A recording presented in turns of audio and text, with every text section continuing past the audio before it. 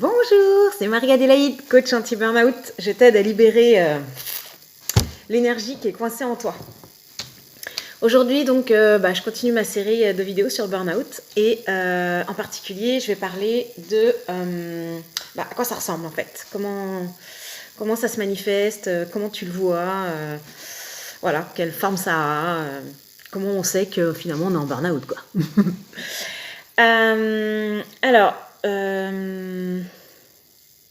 Il y a plusieurs points qui sont importants là-dedans. Je les ai notés.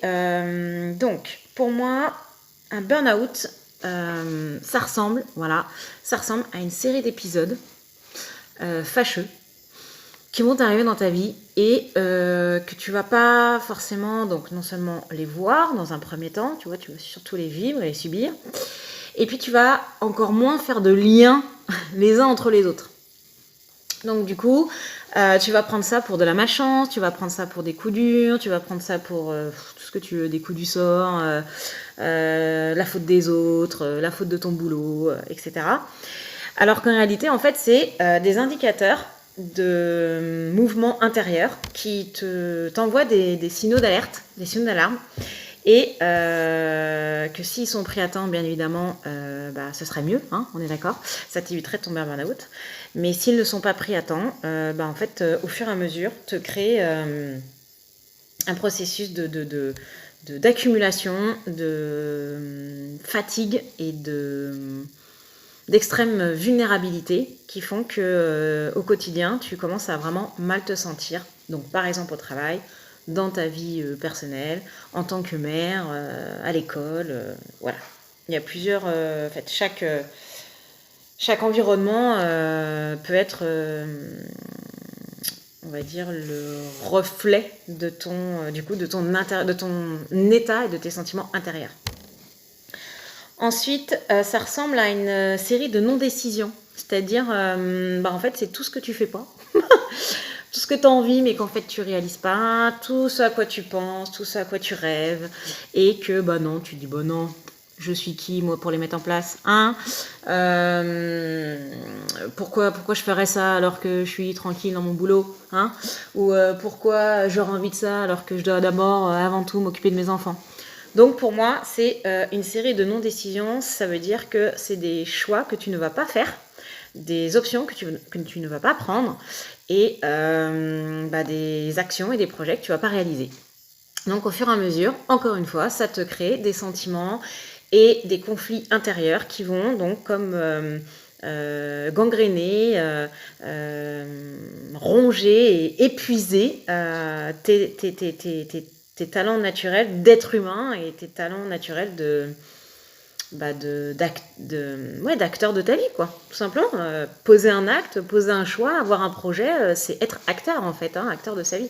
Et donc décider de ne pas le mettre en place pour X raisons, hein, chacun aura ses raisons ou ses prétextes, fait qu'au bout d'un moment, au bout d'un certain temps et d'un certain nombre de fois, finit par devenir un processus inverse, donc un processus que moi j'appelle de burn-out. Ensuite, un burn-out, ça ressemble, moi j'aime bien du coup cette métaphore, à un puits sans fond. C'est quoi un puits sans fond ? C'est en fait la sensation que t'as beau... En fait, moi, dernièrement, j'ai utilisé cette métaphore et elle me fait penser à celle-ci. C'est moi-même, j'avais un projet... Enfin, il est toujours existant d'ailleurs, mais je suis peut-être en train de le transformer. En tout cas, j'avais un projet et je n'arrivais pas à le résoudre. Et en fait, ça me donnait la sensation que j'étais un verre, mais sans le fond. Et qu'en fait, quand tu mets de l'eau dans un verre sans fond, forcément, ça glisse, ça coule, ça ne tient pas la route. Et t'as beau en mettre, ça a toujours le même résultat. Donc du coup, ce puits sans fond, ce verre sans fond, pour moi, c'est exactement ça. Enfin, c'est une caractéristique reconnaissable du burn-out, cette sensation que, en fait, on a beau décider, on a beau avoir des envies, des projets, mais on met de l'eau dans le verre, il n'y a pas de fond, donc il n'y a pas de projet, il n'y a pas d'action. Et pour finir, du coup, j'ai envie de dire aujourd'hui que le burn-out, ça ressemble à une stratégie inconsciente.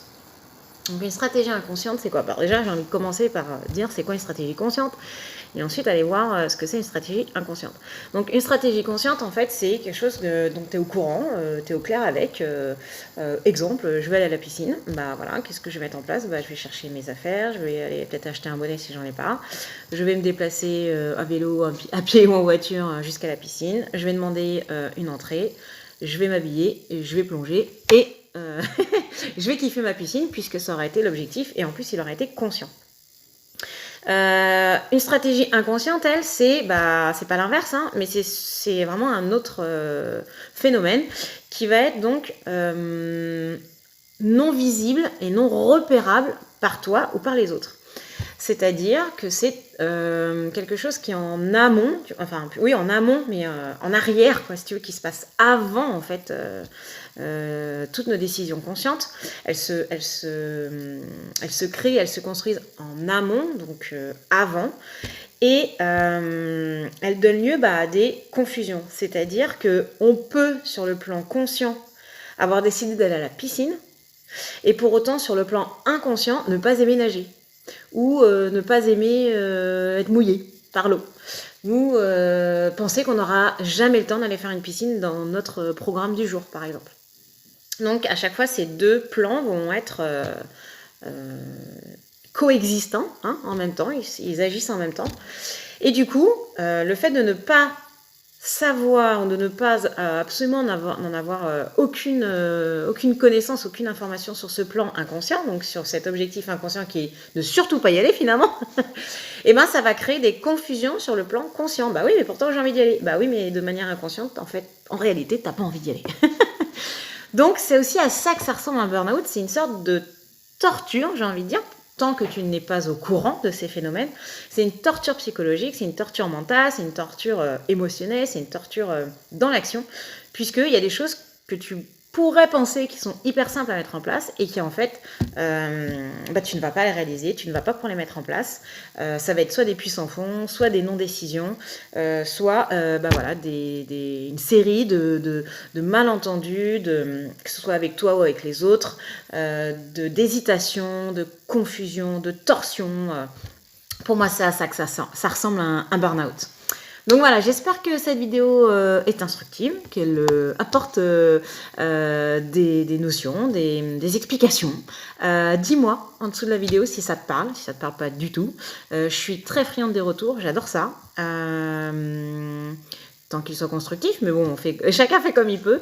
Voilà, donc je continue ma série de vidéos. Je te dis à bientôt, passe une bonne journée. Bye.